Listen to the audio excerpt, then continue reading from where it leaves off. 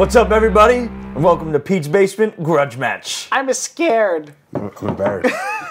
It's a pretty heavy sledgehammer, actually. I see that. Yeah, and it's on my side.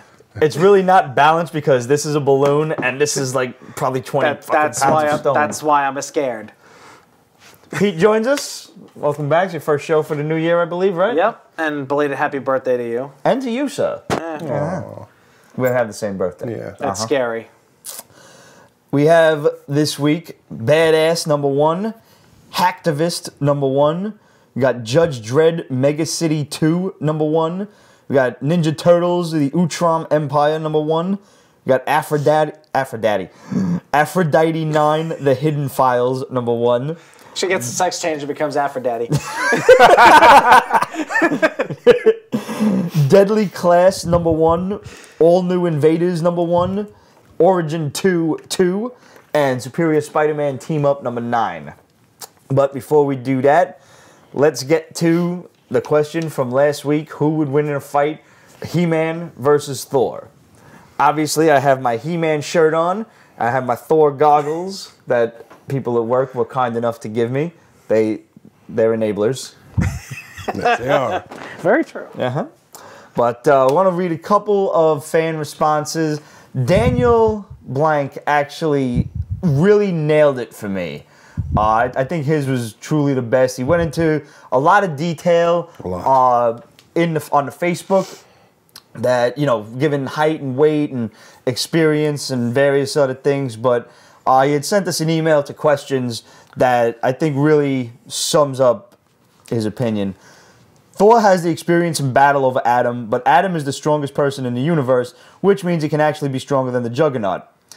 The harness he's wearing increases his strength, allowing him to move a moon, which is similar to moving a planet. His power sword cannot be destroyed, so its durability is similar to Uru metal.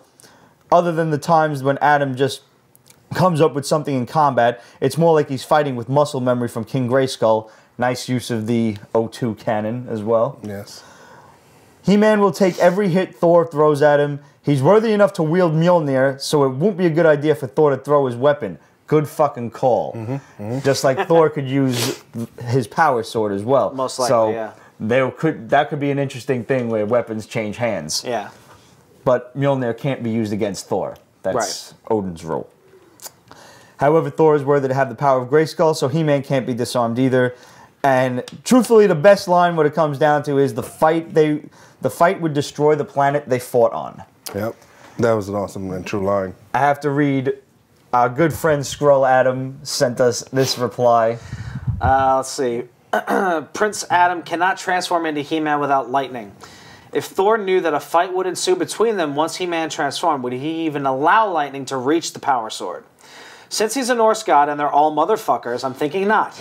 So the fight wouldn't be between Thor and He-Man, it would be between Thor and Prince Adam. Thor wins simply because Prince Adam wears pink polo shirts. The end. We love it. Assuming that Prince Adam was already He-Man when the fight started. Right. I think it would be a hell of a fight.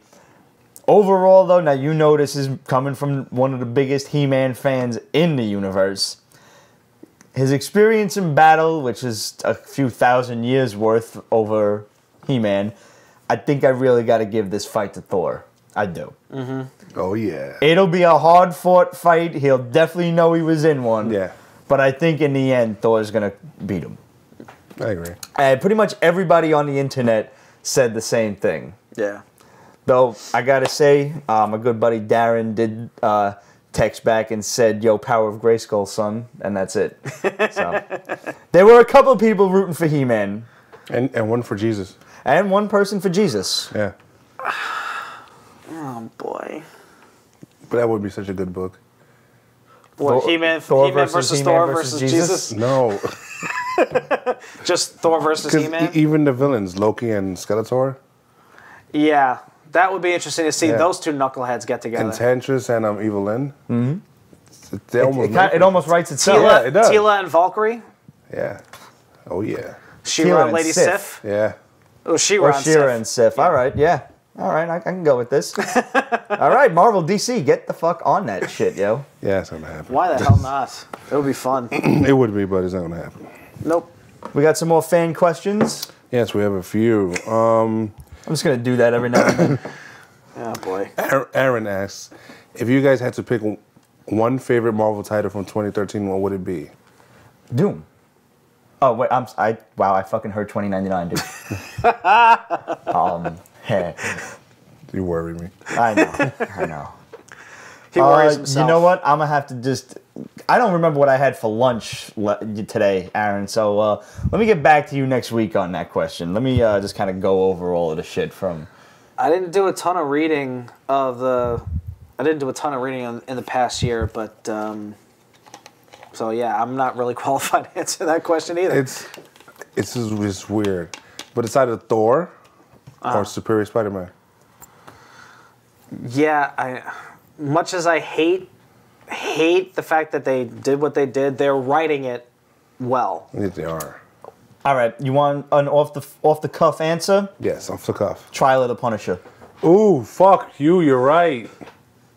I give it that. I give it to that one. That. That's fucking good, bro. I'm gonna need to read Shit. Only 2 issues long. I was just thinking So ongoing well done. series.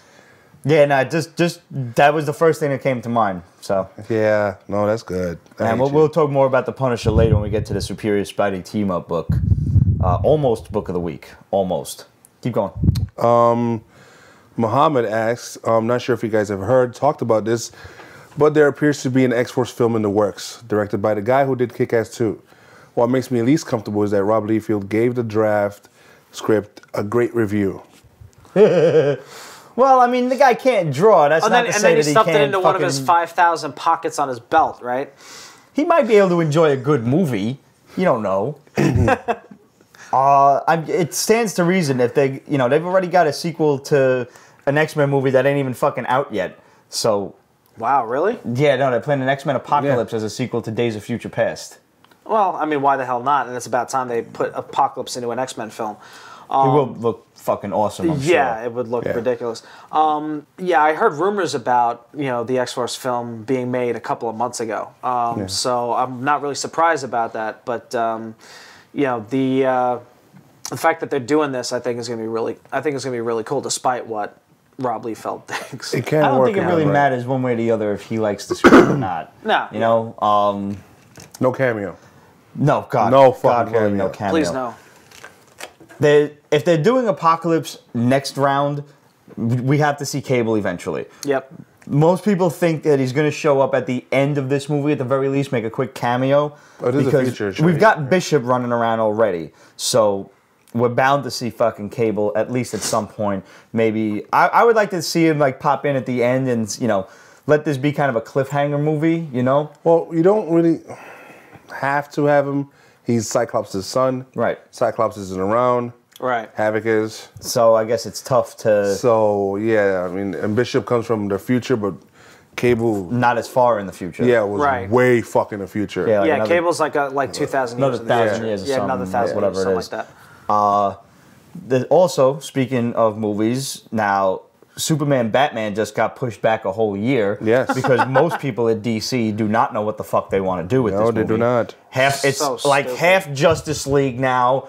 They don't know if they want these guys all to make cameos or something, or if they want it to be like very League Central. Yeah. Nobody knows what the fuck is going on with this movie. It's too much. They promised that they It's- would take their time, and they're not. But they're not taking their time so much that they're actually pushing shit back to take. So it's like they're kind of they're wanting them doing exactly what they don't want to do. Is basically they want to get this out as quickly as possible, which is And it's fucking gonna stupid. fail. I mean, It's going to fail It's huge. miserably. exactly. Huge. I mean, this is supposed to be the sequel to Man of Steel. It's supposed to be about Superman. I mean, if you want to do the Superman Batman thing, fine, go right Definitely, ahead. do that. Go right ahead. But like, just let the two of them together be the setup for the Justice League film, and just drop everybody else in there. Yeah. I mean, you want to do a Wonder Woman film on the side because she's the final part of the Trinity. Go right ahead. Deserves But, it, whatever, yeah. Cameos. It's It's too much. ridiculous, and it's too much for the average movie-going fan to take in. Right. It's too much for comic nerds to So- take in. Yeah. Because Daniel Blank asked us about that movie, but he also mentioned what's happening with Ant-Man. And how do you feel about Michael Douglas being Hank Pym? Now I kind of like this idea. Really? Do you think And he's too big of a star? No, I don't think. I think Marvel needs to command more of a too big of a star kind of thing. But that fucks with the budget though, potentially. It'll fuck with the budget, but I mean, especially with a character like Ant-Man, slapping a big Hollywood name he on doesn't the have marquee. the draw. We'll come back to questions in the audio show. Let's cover Book of the Week.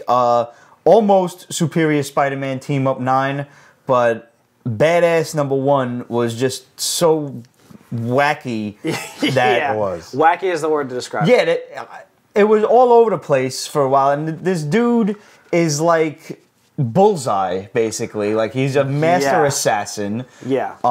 He's flicking cigarettes at people and making them fucking ricochet off of shit. It's a dick. Yeah, no, he's a total asshole. He's a total asshole. Douche. Yeah. The opening page was really what got me. He's talking about, oh, it's a beautiful spring day. There's, two young people in love. There's little kids running around playing. I hate it all. I hate it. If it started raining shit right now, I would love that. He's a total. He trips the kid. I thought of Yeah. him when I read that. No, absolutely. Yeah, absolutely. yeah. Yeah. I'm like, oh my god, this is shit Pete would do. Yeah, It's yeah. totally stuff Pete would do. But then But, so yeah. the book takes a fucking left turn at Albuquerque and winds up in what the fucksville. His boss is apparently this dragon man who's a mafia guy. Yep. And they're having some sort of like I mean, if you want to talk about a ritual dig or- against the Chinese triads, like that's it Yeah. right there, man. do you think that was some racist shit? I don't know if I don't think it's racist, but I mean, it's just a zany take Yeah, on it it. came off very, triadish. It was just Yakuza-ish. I didn't even pick up on that, man. Yeah, I was still trying to understand why, like, what I thought was a cool book for the first 3 pages, you got some badass crazy assassin and shit. And then he flicks the quarter at the waiter, and it like causes a whole car accident. Yeah. Yeah, like yeah. the car veers into the whole restaurant. Yeah. That shit was awesome. And And, it then I blows turned the up. page, and I'm like, why the fuck is there a dragon sitting on a throne talking to a bunch of dudes? Well, the writer went crazy. Like, he went full blown crazy. Not Yeah, just a like crazy it's character. it's off the wall Well, shit. no, but- well, what happens afterwards is what is even crazier than that. He basically wants to steal the guy's diamonds, the dragon's diamonds, and he tells him he's going to kill his whole gang. They all laugh. He kills the gang. He kills the dragon man, but I'm not really sure how. He dropped a cigarette into his mouth. No, first he dropped some booze into his mouth. Booze in his mouth, and then then he dropped flicked the cigarette into his mouth and set him on fire. combusted. I thought like the dragon was going to breathe fire and he set it off too soon. You take off the glasses when you read books. It's going to be like that, yeah? Hold out your hand. And then this girl pops in. She's dressed like a maid ninja, like a French maid ninja. French maid / kitty. And she throws, like, Music notes. music notes, Yeah. ninja Music stars. note ninja stars. She carries a violin. I didn't notice the violin. I didn't notice the violin either. It's slung on her back. Uh-huh. There's this one shot where she's actually hanging from the rafters, course. and he hears music playing, and he's trying to find out where the fuck it's coming from, and she's got a violin strapped to her back. Whoa. Yeah. I did not see that. So. My brain was still kind of topsy-turvy over there. Yeah. It's But, like, I don't know if I particularly liked the book, but to me it was Book of the Week because it warrants being talked about. Yes.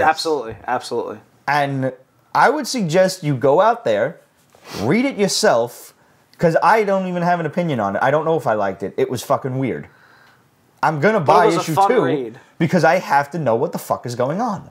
But I don't know if I like it. So it's definitely a successful book one then. It's a successful one. That's Yeah. good. It got me. I'm hooked. Okay, Yeah. I'll go read the next one. Yep. But, you better start explaining some shit. Let us know what you thought of Badass number 1, which, by the way, the cover mimicked one of those old classic Nick Fury books. Oh. You saw that in the back? Steranko style? Yeah. Yeah. Okay, I didn't That was recognize pretty that. cool. Yeah. I don't know. Maybe I'm a little old school. I don't believe in using foul language in the title. I didn't care for the term Badass number 1. What? That's You? fucking stupid. Did you not just hear what just came out of your mouth right now? Yeah, it was fucking stupid. But seeing badass on the title's bad is what? You got kids running around the comic book store, man. Don't fucking put that on Oh, the title. please. Have They're you saying- seen comic they're stores saying- nowadays? They're saying way worse shit than badass. Trust me. I know, but it's a degradation of the morals of modern society. Oh my fucking god. Oh my. Wait a minute. Hang on a second. Is this real? No. You could probably get a decent cut. With I just realized we're talking to Bizarro Pete. Yeah, that's what it is. It's not real Pete. Yeah. So I don't care. You curse in the book all you want. I don't know. It's badass. It's a stupid title. That's not even the guy's name. What the fuck was his name? Black Death or something like that? Something like that, yeah. Some dumb shit name. Yeah. Black Mask or something? I don't even remember. Either way, weird fucking book. Guys, let us know what you thought of it. Hit us up, questions at petesbasement.com, facebook.com/Pete's Basement. Make sure you follow us on Twitter for up-to-the-minute reviews. And that's about it. Thanks, guys, for everyone who wrote in, voting in for Thor or He-Man. And we'll see you next week. And hopefully we got, some more crazy questions and another crazy episode. Make sure you go tune into the audio show for all the rest of the books.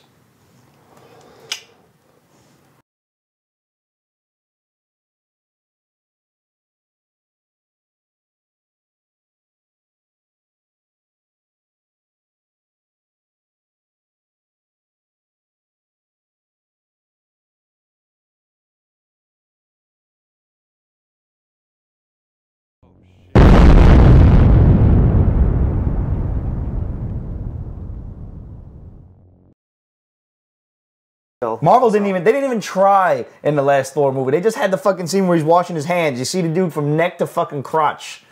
Every woman in the audience was like, yay!